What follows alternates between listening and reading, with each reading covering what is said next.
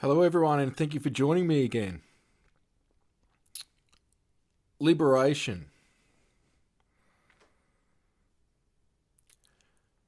Being free from oppression, slavery, imprisonment. The illusion of it, anyway, in terms of us feeling trapped individually and as a species. There is a process that we go through in our own awakening, in our own experiences of isolation, feeling alone, misunderstood. And that is part of the process. Because even when you can find somebody to vent to share with, our own distortions, our own filters, everything gets influenced in the meaning of whatever it is that we've experienced or are experiencing. And of course, whoever we're speaking to, they've got their own distortions, their own filters and what have you. But speaking for myself, I think we could come to somewhat an agreement that there is a situation that all people want to feel liberated.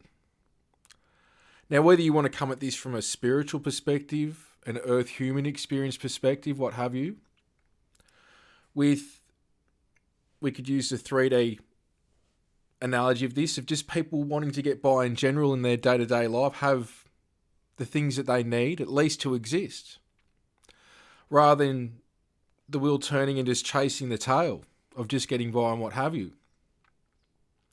Then we could look at this also from a spiritual perspective of people wanting to ascend to new heights, to be liberated, to be free, whether this is a spiritual freedom of one that may feel attacked or have attachments or negative influences and entities, whether it's one that feels like they're not from here, they've always been the odd one out in whatever they've done, that they're not from here and they just feel alone and isolated and what have you, to also just wanting to go back to wherever it is that you're from.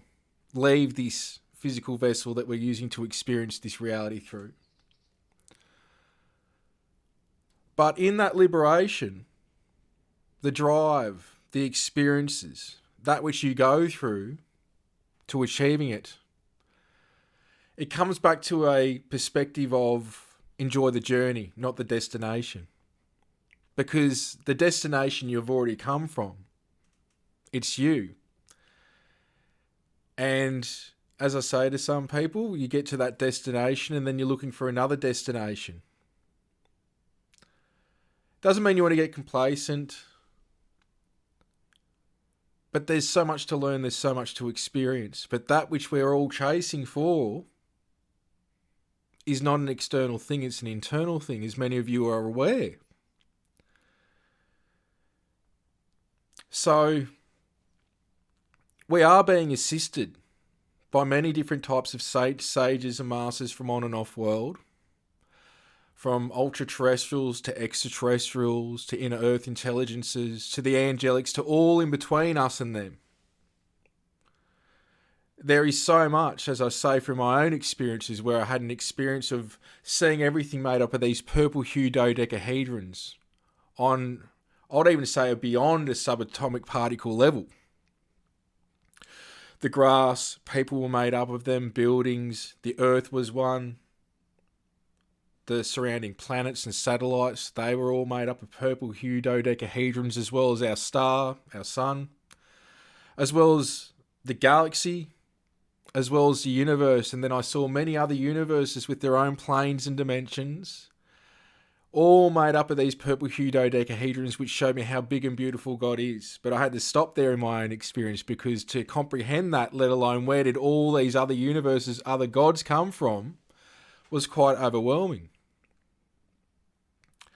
And within that is the revelation that everything is one. Everything is connected, and what we do and what we say, it affects everyone and everything, as I've talked about before. But with the external help it's something that we need to rise to the occasion within as well. Another thing that I point out a lot of the time is that we do have to go with the flow, but we also need to meet the universe halfway. We also need to set intention. The universe has its own sense of humour and way that it does things and brings things to us whether or not we can see it or not, and if things are meant to be, they will be.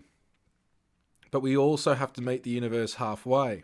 Just like there are many beings from Orion that are enlightened, as well as the Pleiades, Arcturus, Sirius, the Andromedas, meaning in this galaxy and the Andromeda galaxy, as well as many other galaxies and other vibratorial states of consciousness that, yes, are assisting. And there are beings that assist in certain specific areas. But just like in life, you can help people and you can give them a hand up. But whether they maintain that, they can do whatever it is that they're wanting help with themselves. And sometimes we need a help along and a bit of a push along and some support, of course.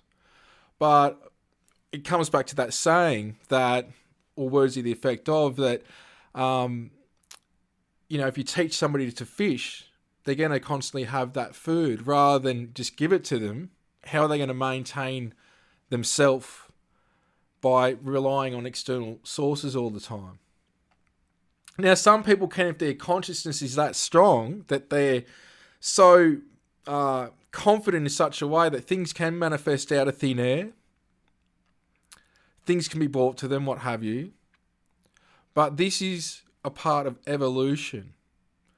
And in blessings, there is a situation that at first appearing is a burden in some cases. So as I say, in burdens, there's blessings. What are the blessings? But not only that, what are the lessons?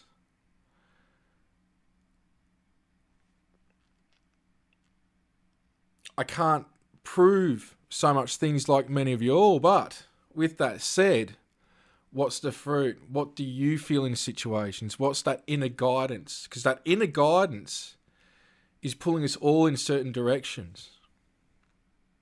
And so, from the different masters, saints and sages to extraterrestrial beings, and yes, they walk among you, and they're in their crafts, their ships, their machines around us right now, but they can't fix everything and do everything. One of the biggest messages in recent times has been for us to do things ourselves and to be sovereign beings. And that is such a strong message for me personally, because we can look at things from the perspective of med beds, replicators, a new financial system, what have you, when disclosure hits. This is now putting things in an external situation of view that when this and this happens, I'm going to be happy and we're going to be taken care of. And as many of you know, it doesn't work like that. This again, you do what you can now. Great if and when these things happen, and a lot of this stuff is real. But we can't be living our day-to-day situation based on when things are going to happen, if they're going to happen, when they're going to happen, how they're going to happen. As I say, these things will occur in such a way that you won't even know until after the fact. Purely for the situation, you don't want your enemies, if we look at things in that perspective, to know what you're doing and what moves you're making on the chessboard. You just don't do that. And so not only is there a situation where these things will one day be brought to the front and to the populace, but in the meantime, there is lessons before that in terms of taking control and power where we can.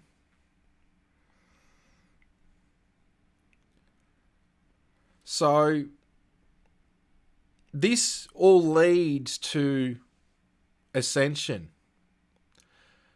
There's individual ascension, and then there's the ascension of worlds. And a while back, somebody reminded me in an email about this master, Zojin master, called Namkai Norbu. speaking about the rainbow body being taught in 13 star systems. And then coincidentally, I was going back through notes working on a project and I saw that I'd written that myself. And it's in one of the books that the Zodiac Master talks about this, which I have somewhere as well. And what it was a trigger for within me as a reminder is that this is a galactic, and I know now, an extragalactic thing. The ascension process of us individually going through it and worlds going through it.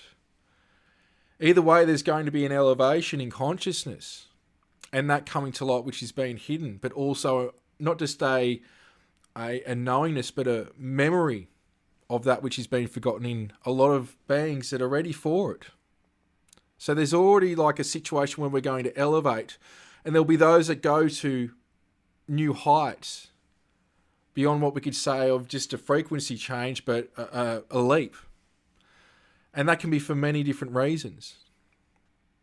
No right, no wrong. You can't sort of put yourself up against others in this. It's all very individualised, but either way, collectively we're going through it, and we hear about these cycles, 25,000 year cycles in the past of civilizations rising and falling.